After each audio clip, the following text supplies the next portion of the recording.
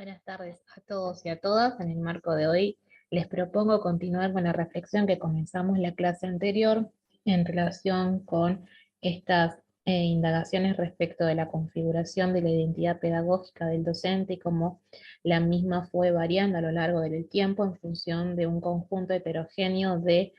aspectos socioculturales históricos que van influyendo de forma directa e indirecta en la configuración de estos modos de ser y hacer de los profesionales del campo de la educación. En el caso particular del día de la fecha, les propongo pensar y seguir reflexionando en función de los aportes que nos ofrecen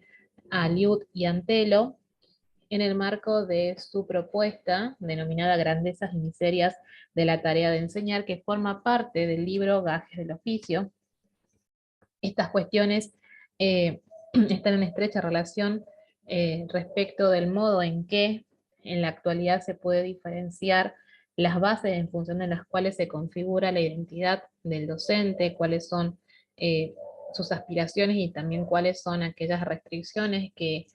de alguna manera impactan en las decisiones que se toman al momento de ejercer la profesión. Las bases fundamentales de los aportes, tanto de Antelo como de Aliud, se dan a partir de una investigación de tipo cualitativa realizada a una población compuesta por docentes novatos, es decir, docentes que se inician en la investigación y en la acción del enseñar, y llevan adelante justamente esta investigación porque desean indagar respecto de cómo se configuran actualmente sobre la base de los eh, aportes anteriores vinculados con su proceso de formación, los docentes que ejercen la actividad al momento del inicio de la misma. En este sentido, nosotros podemos pensar, siguiendo la propuesta de Antelo y Aliud, que ambos parten de una primera gran premisa y que esta premisa, es decir, esta primera gran conjetura, tiene que ver con el hecho de considerar que el trabajo de enseñar se funda en una gran desproporción. ¿Y por qué sostienen esto? Porque consideran que esta desigualdad tiene que ver con un conjunto de acciones que con diversos fines, ¿no es cierto?, influyen en los modos en que unos seres ejercitan ciertas acciones por sobre los otros. Es decir, consideran estos autores, tanto Antelo como Aliud, que hay una sobrecarga sobre la figura, una sobrecarga social sobre la figura del docente en el marco del proceso de enseñanza-aprendizaje, ¿sí? Y que esa sobrecarga tiene fundamentos culturales, históricos, sociales, que hacen que eso oficie de esa manera, desplazando casi tangencialmente del proceso de aprendizaje al sujeto aprendiente, es decir, la figura del estudiante, de la estudiante. Estos autores sostienen que en base a esta premisa se puede considerar que la operación educativa se confronta o confronte a diario con una gran cantidad de dificultades e imposibilidades que suscita, por supuesto, toda práctica que ambiciona, ¿no es cierto?, provocar algún efecto en el otro. Nosotros acá lo podemos relacionar con esa propuesta de Gers, donde plantea justamente que la educación tiene siempre esa intención de contribuir a que el otro pueda ascender socialmente y en ese juego de posibilidades, el docente asume una caracterización y una acción particular, pero no es el único responsable de la acción misma del proceso educativo que se lleva adelante. En este sentido, lo que hacen estos autores, Antelo y Aliud, es reconocer que en ese proceso de enseñanza-aprendizaje emergen constantemente una gran cantidad de dificultades e imposibilidades que justamente provocan cierto, cierta instancia de tensión entre esa acción de enseñar y de aprender, pero que muchas veces en ese juego de tensiones se desplaza la figura del estudiante y la presión social recae sobre la figura del docente. Entonces, todo esto eh, lleva a la posibilidad de poder considerar que la idea de formación se vincula o está en relación con las artes desmesuradas de transformación del ser, ¿sí? Consideran estos autores que sobre las espaldas de los y las docentes recae un gran complejo de sentido que tiene que ver con asociarlo a ese promotor de cambios desmesurados del otro, ¿sí? Considerando como si fuese el docente el único responsable de ese acto de enseñanza y aprendizaje. Esta cuestión de vincular la docencia como si fuese un arte desmesurada de transformación del ser en todos sus sentidos, consideran estos autores descansa en una gran trascendencia social que tiene que ver con la circulación y la potenciación en la comunidad a través de diferentes enunciados donde se ponderan distintas variabilidades con la misma intención a partir de las instituciones preponderantes dentro de una cultura, en las cuales el docente aparece como ese gran salvador del proceso de enseñanza-aprendizaje. Entonces, en este sentido, tanto Antelo como Aliut van a considerar que esa idea de posibilidad desmesurada de cambiar al otro, que recae sobre la figura del docente, tiene que ver con esa circulación social de discursos que lo posicionan en ese lugar, que también lo condicionan. Lo condicionan en el sentido de que la responsabilidad cae en gran medida sobre su figura y no se repara que el acto pedagógico implica e imbrinca, ¿no es cierto?, a, además, actores sociales que forman parte de la comunidad. Es decir, el docente, los estudiantes, los que forman parte de la cultura institucional de una determinada institución, los padres, los que forman parte de la familia, de los estudiantes y los estudiantes. Entonces, todos esos otros actores sociales aparecen despegados del acto mismo pedagógico y toda la acción positiva del accionar de la transformación socialmente se instala a partir de diferentes discursos sobre la figura del docente. Yo puse acá algunos ejemplos, como por ejemplo, valga la redundancia, la educación es lo primero, la educación es la única herramienta de cambio, todo depende de cómo hemos sido formados, pero en este enunciado, todo depende de cómo hemos sido formados, aparece una gran impronta asociada a la formación académica y no a la formación que nosotros y nosotras traemos ya desde nuestra casa, desde nuestra cuna familiar, digamos. La enseñanza de este país depende de la educación, entonces siempre hay una sobrecarga y toda esta cuestión de la utilización subjetiva de la educación en realidad reposa sobre la figura de un solo actor, que es el docente. Entonces, la circulación de este tipo de discursividad potencia ese lugar salvador del docente, consideran estos autores, tanto Antelo como Aliut. Entonces, ante esta realidad emergente, Antelo y Aliut deciden elaborar, como les contaba hace un ratito, una investigación a partir de la cual puedan rescatar las voces de los docentes porque consideran que esas voces van a dar cuenta, dan cuenta de hecho, la sobrecarga social que recae sobre su figura en el marco de determinadas comunidades y de determinados tiempos históricos. Entonces, para llevar adelante esta investigación, lo que hacen estos autores es seleccionar una población en estudio que está compuesta por docentes novatos, o sea, docentes nuevos que recién comienzan a ejercer la profesión vinculada al campo de la educación,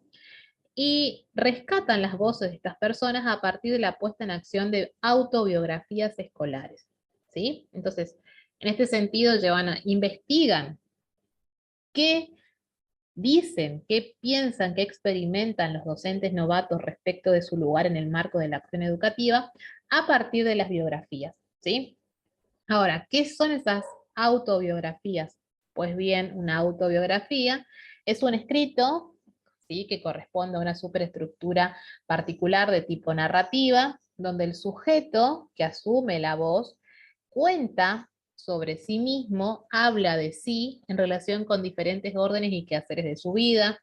por ejemplo, de su vida cotidiana en este caso, cuenta este sujeto, narra su historia en función de su formación profesional. Entonces, en base a eso que cuentan los docentes novatos, es que estos autores, Antelo y Aliut, comienzan a configurar progresivamente el perfil, ¿sí?, de estos estudiantes que se formaron dentro del campo de la educación y que hace muy poco ejercen la profesión, para allí poder identificar pequeñas aristas que den cuenta, ¿no es cierto?, de cómo se siente el docente que recién comienza a ejercer la profesión en función de la formación que recibió y también del contexto social en el marco del cual desempeña su acción. Entonces, en este sentido, van a considerar estos autores en función de la investigación realizada, que los maestros novatos, cuando se refieren a sí mismos y a la tarea que realizan, dan cuenta de los aprendizajes que están protagonizando en sus primeros desempeños, es decir, esa necesidad del docente novato por continuar siempre profesionalizándose, mejorando sus condiciones de perfeccionamiento, es decir, terminar la carrera de grado, continuar una formación de posgrado,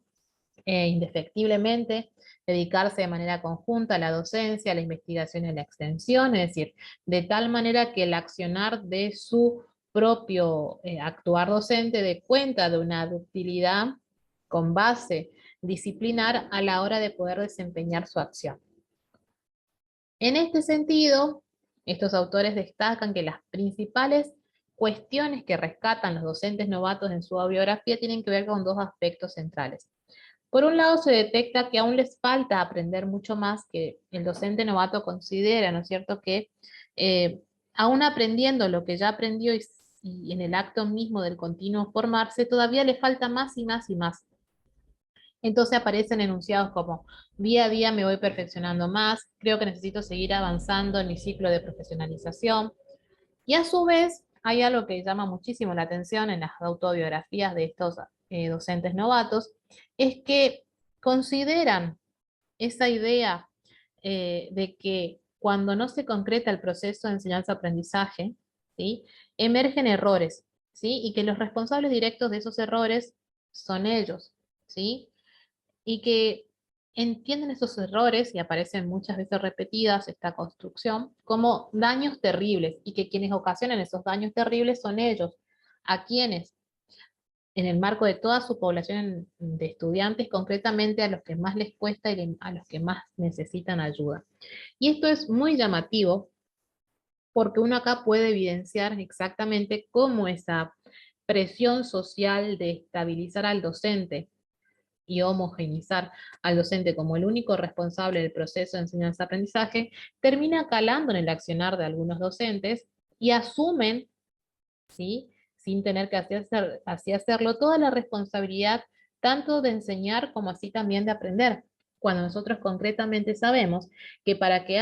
se concrete el acto pedagógico, es decir, para que haya enseñanza-aprendizaje, se necesita de la conjunción de las voluntades que intervienen en ese acto, es decir, de aquellos que enseñan, como así también de aquellos que aprenden. Se necesita de las voluntades de aquellos sujetos que forman parte de la cultura institucional de una determinada institución, se necesita de las voluntades colaborativas de las familias, en el marco de las cuales se están formando desde el momento del nacimiento esos chicos que van a la escuela en busca de un proceso de aprendizaje. Entonces, todo eso queda corrido, anulado, y en el mismo discurso de los docentes novatos se evidencia la autocarga de la autorresponsabilidad tanto del acto de enseñar como así también del aprender. Entonces aparecen esas concepciones de error, la concepción de error muy fuertemente presente, asociada a su vez con esta idea de daños que adquiere una subjetivación particular. No son cualquier daño, o sea, son daños terribles. Hay una adjetivación importante de una gran carga afectiva, axiológica también puesta en acción en función de cómo consideran esos errores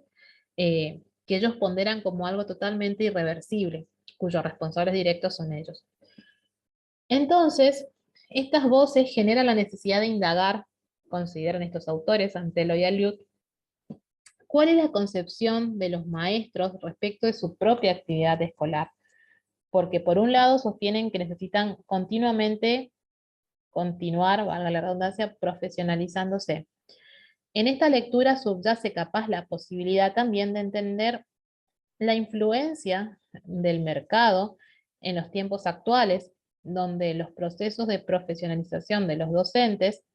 desde la instancia del posgrado en adelante, implica la necesidad de contar con recursos económicos suficientes para poder hacerlo. Caso contrario, eso se ve limitado o coartado. Entonces aparecen las ofertas de formación, pero esas ofertas de formación no son gratuitas, como formando parte de un paquete que se vincule con su proceso de formación continua, que podría ser proveída por el Estado, sino que son instancias de perfeccionamiento a nivel de posgrado que implican la puesta en acto por parte del docente de bienes económicos que le permitan así generar esas condiciones. Entonces, esto es llamativo y en función de esto les surge a estos autores la posibilidad de continuar indagando sobre el tema a partir del planteo de un nuevo interrogante, el cual tiene que ver con justamente preguntarte sobre cuál es la concepción que los maestros tienen de su propia acción, de su propia actividad escolar. En ese sentido, algunas de las reflexiones que surgen en torno al interrogante planteado tienen que ver con que el acto de enseñar se vincula con una necesidad y con una idea de grandeza. Y en ese sentido, se instala la grandeza como algo inalcanzable. Entonces el docente siempre considera que siempre le falta, le falta para llegar a la excelencia última, pero en esa búsqueda de la excelencia última se olvida de poder ponderar positivamente la formación con la que cuenta y cómo eso le permite llevar adelante el proceso de enseñanza. Entonces siempre hay como una necesidad de continuar, continuar y continuar sin ponderar lo positivo. Y eso tiene que ver, está atravesada para estos autores por esta idea de grandeza inalcanzable muchas veces, ¿no? En la cuestión de los errores, visto como estos daños terribles, se evidencia esa idea de asumir de manera unilateral la responsabilidad del acto de enseñanza-aprendizaje por parte de los docentes, que a su vez consolida también un desligamiento, ¿no es cierto?, del acto propio pedagógico de los demás actores que indefectiblemente ofician y forman parte del acto,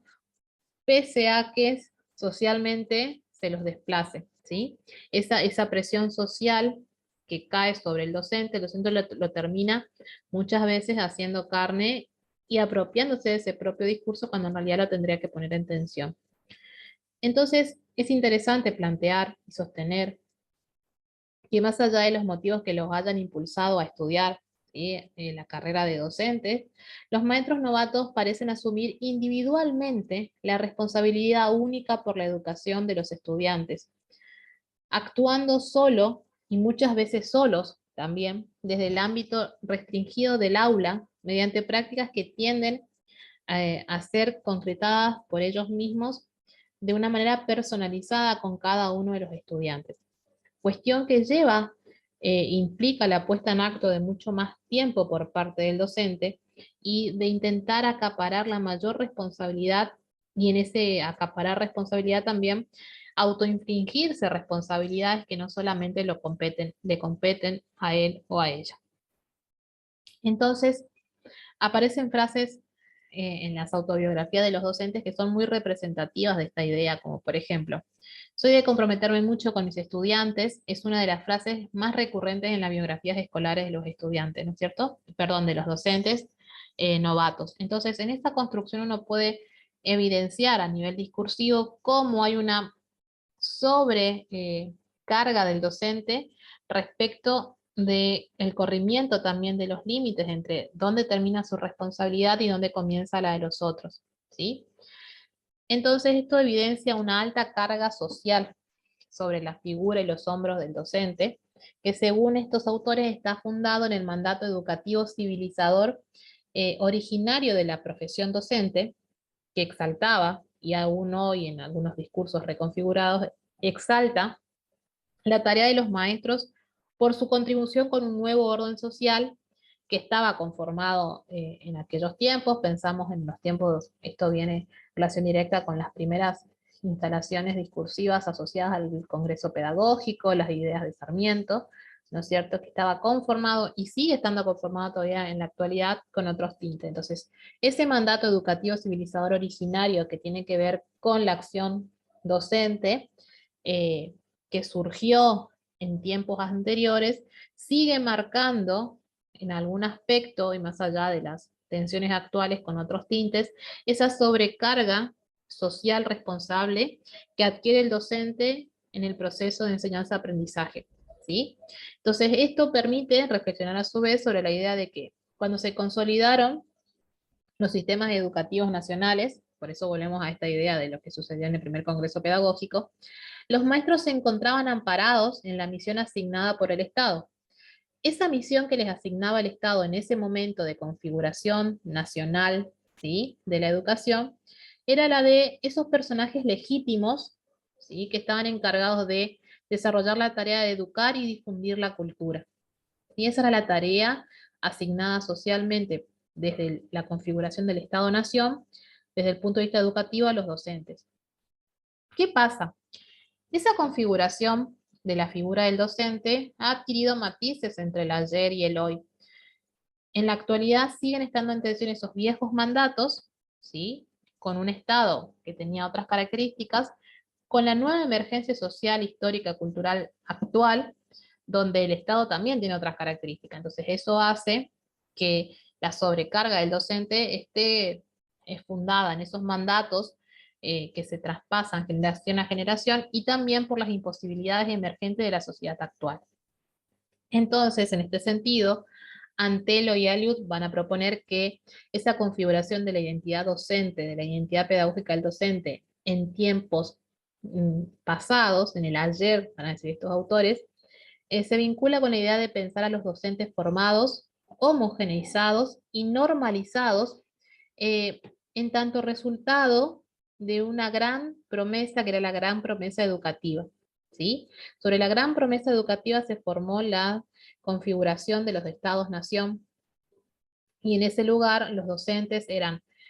formados y homogeneizados, ¿sí?, y normalizados, proponen Antelo y Aliut en función de las grandes preponderancias de las escuelas normales de ese momento, en función de ese paradigma.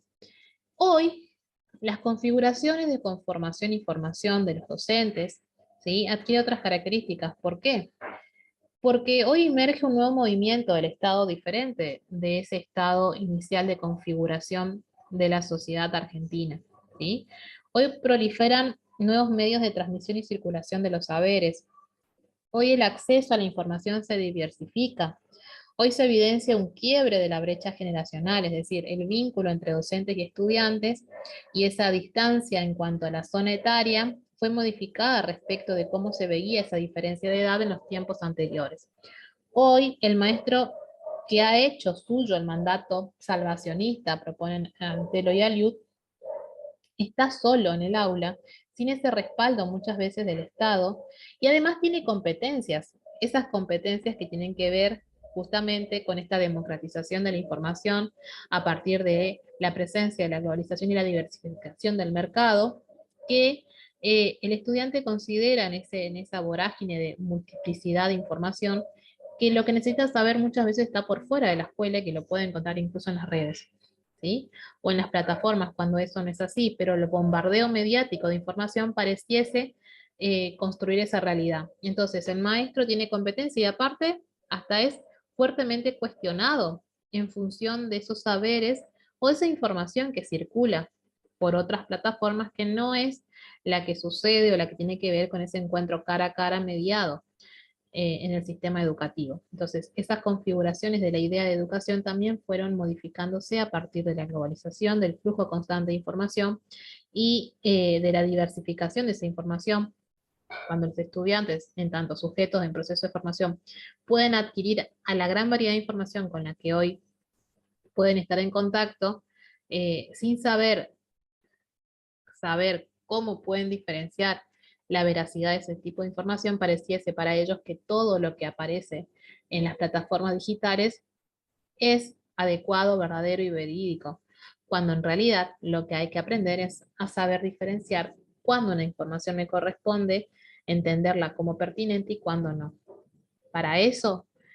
la figura del docente es insoslayable, ¿sí? Pero hoy pareciese que la configuración social, globalizada, económica, atravesada por el mercado, genera otros estándares, ¿sí?, que le generan competencias al docente y a su figura hasta de credibilidad en algunos casos. Entonces, en función de esto, Antelo y Aliut consideran que el docente de hoy se configura sobre la tensión de dos paradigmas: el docente bueno versus el buen docente, ¿sí? Entonces considera que la grandeza del proyecto y la pretendida perfección que se le impone como contracara debilita el accionar del docente actual. Entonces, esto genera que en el docente se evidencie el sentimiento de frustración. Entonces, ese sentimiento de frustración equivale a decir yo no quiero cambiar. Y el docente, ante sentirse frustrado ante la situación actual, ¿sí? Es decir, en su mismo accionar docente, en su mismo proceso de formación convive el paradigma anterior que lo instalaba como el salvador de la sociedad,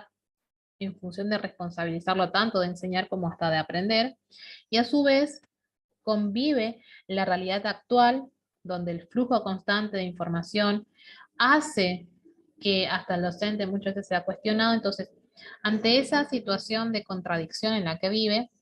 aparece el sentimiento de frustración. Y ante ese sentimiento de frustración, el docente decide quizás muchas veces, o por lo menos en el caso de las autobiografías que analizaron estos autores, así se evidencia, eh,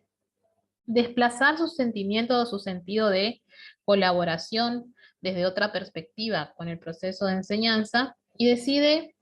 acoplarse muchas veces a lo que ya está. Entonces, de esa manera, el sentimiento de frustración sigue aumentando. Los maestros novatos asumen responsablemente el proyecto de educar, sostienen estos autores, pero se ven atravesados por la presión de la actualidad, donde muchas veces son cuestionados, puestos en discusión, donde no son vistos como el resto de los trabajadores, donde se asocia a su figura a la de la vocación, una vocación que al parecer no puede responder o pelear por ciertos derechos. Entonces, la vocación en el docente no es entendida socialmente como la vocación en la medicina o en otras ramas del saber. Entonces, en función de esto, aparecen dos grandes sentimientos que van a proponer Antelo y Aliut, que es la insuficiencia y la difusión. La insuficiencia de no poder alcanzar eh, el máximo de formación para poder dar lo mejor a los estudiantes, porque aparece la educación con ese sentimiento de grandeza, y esa idea de disfunción, es decir, no estoy funcionando como debería de hacerlo en el marco de los requerimientos de la sociedad actual. Entonces, hay un doble sentimiento eh, que opera y que genera tensión en el docente y por tanto genera presión. Todo esto desde la perspectiva, ¿no es cierto?, de Antelo y Aliut. Entonces, esta idea hace que actualmente se proponga esta configuración de ¿qué vale más? ¿Sí? Los buenos maestros, los maestros buenos. Entonces ahí empieza como una dicotomía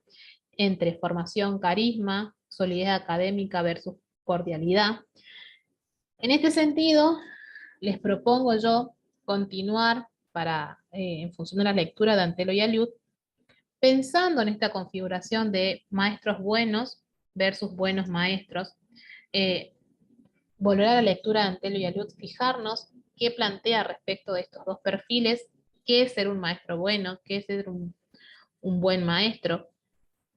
Y les dejo esta pregunta a modo de reflexión final que la vamos a retomar en la clase siguiente.